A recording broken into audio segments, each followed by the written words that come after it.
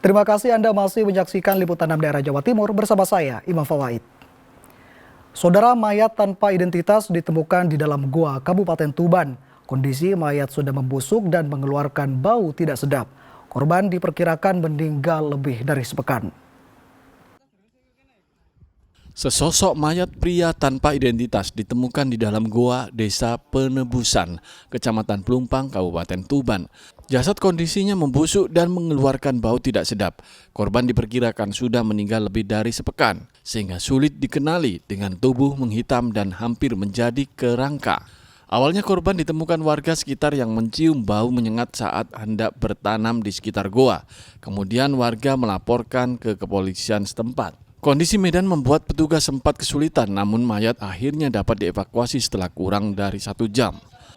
Yang mengetahui pertama tadi pemilik lahan, Saudara Fatkur, pada saat menggarap lahan mencium bau busuk.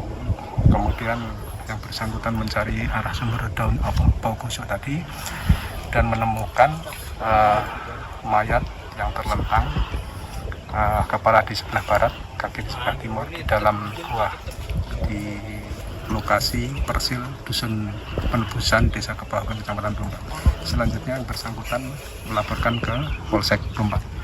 Selanjutnya korban dibawa ke RSUD Dr. Kusma Tuban untuk diautopsi guna memastikan identitas dan penyebab kematiannya. Saparilan Wijaya melaporkan dari Tuban.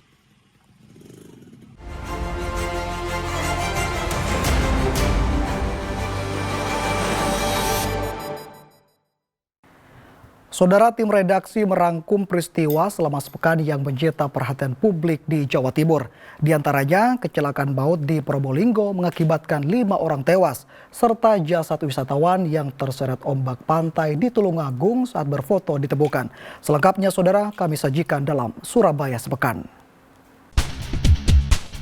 Jasad Roni Joshua Simanjuta, wisatawan asal Medan, Sumatera Utara yang hilang tersapu ombak di pantai Kedung Tumpang, Tulungagung ditemukan oleh nelayan di perairan Karangbolong, Tulungagung.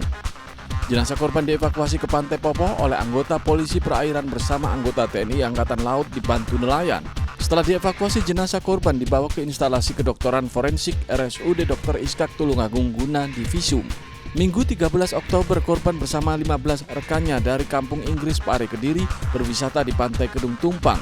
Korban bersama rekannya berfoto di tebing, tiba-tiba muncul ombak besar menghantam korban hingga terseret dan hilang ke tengah laut.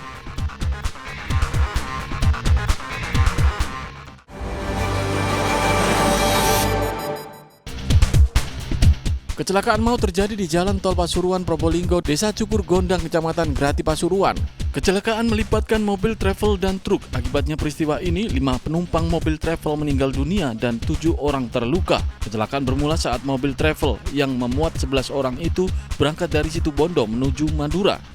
Diduga pengemudi mobil Adi Ivanur asal Sumeneb mengantuk sehingga laju mobil oleng dan menabrak truk di depannya. Laju mobil baru berhenti setelah menabrak pagar pembatas jalan tol.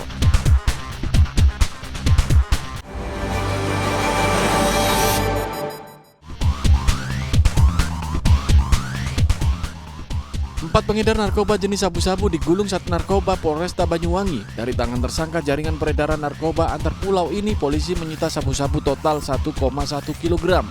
Selain barang bukti sabu-sabu, polisi juga menyita sejumlah barang bukti berupa telepon genggam sebagai alat komunikasi, serta mobil yang digunakan sebagai tempat penyimpanan sabu-sabu. Selain diedarkan di Banyuwangi, rencananya sabu-sabu akan diedarkan ke Bali.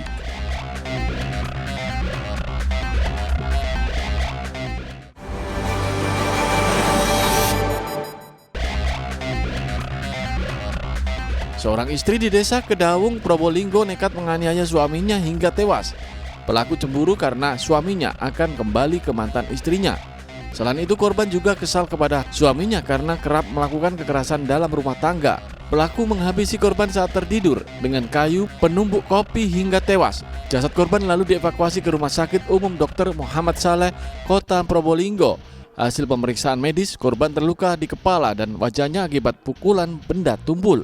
Pelaku dijerat pasal 338 KUHP tentang pembunuhan dengan ancaman hukuman 15 tahun penjara.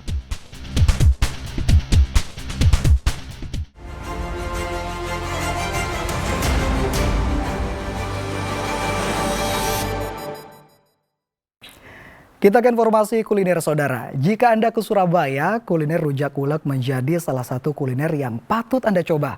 Salah satu warung rujak ulek Cingor yang legendaris berada di kawasan Genteng Kali. Konon warung rujak ini sudah ada sejak tahun 1938.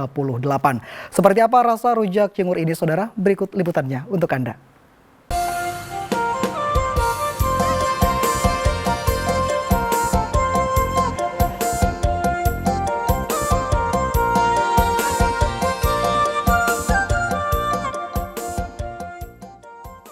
Pemirsa, di kota Surabaya dikenal akan wisata kulinernya. Salah satunya yakni rujak Cingur. Di Genteng Cak Durasim ini ada salah satu rujak Cingur yang berdiri sejak 1938, hampir satu abad. Dan rasanya pun tidak pernah berubah. Yang spesial di sini adalah Cingur dan petisnya yang konon terdiri dari 3 rasa. Seperti apa rasanya? Yuk kita coba.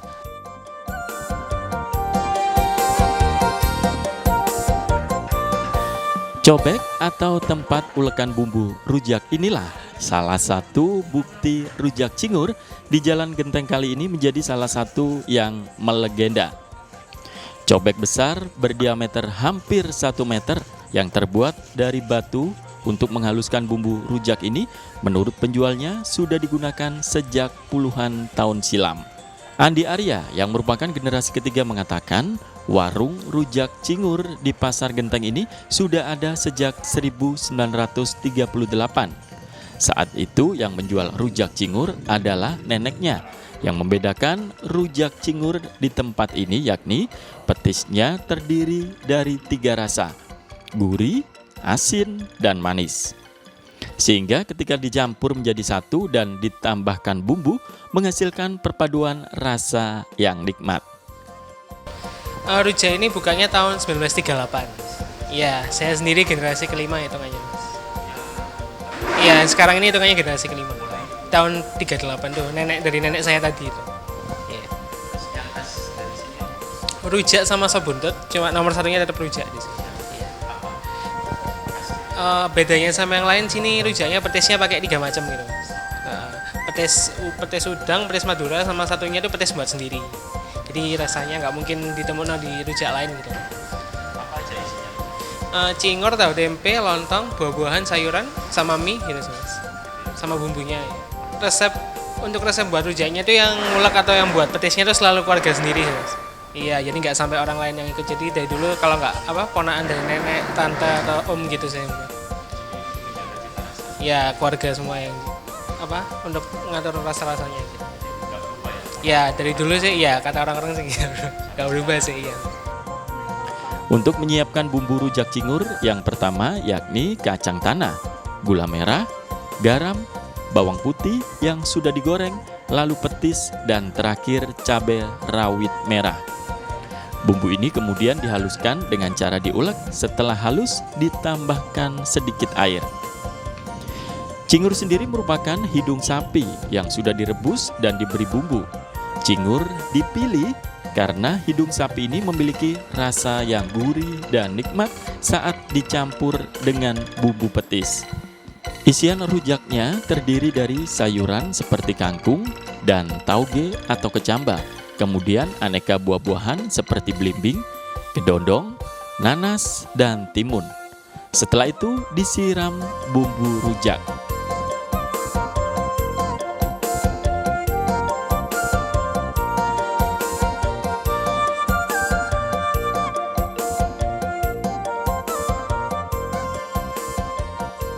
Salah satu penikmatnya, Amalia Nurul, mengatakan, rujak Cingur di Pasar Genteng ini memang lebih nikmat dan berbeda dari yang ada. Rasanya enak ya, menurut aku pas banget. Terus ini perpaduan antara sayur, buah, sama Cingurnya itu benar-benar pas gitu. Terus tadi aku pesen yang nggak agak pedes gitu. Ini juga udah sesuai sama requestan juga gitu. Enak. Iya, rujak Cingur spesial. Harga satu porsi rujak ulek ini dibanderol Rp50.000 untuk yang spesial, sementara yang biasa Rp35.000. Yang membedakan yakni jika spesial ditambahkan cingur, namun yang rujak biasa hanya diberi kulit sapi. rujak yang terdiri dari 3 petis ini memang rasanya sangat khas, terutama cingurnya. Perpaduan antara petis, buah, dan sayuran menjadikan menu kuliner rujak ini beraneka rasa. Dari Surabaya, Sri Ramadi Putra dan Sutrisno melaporkan.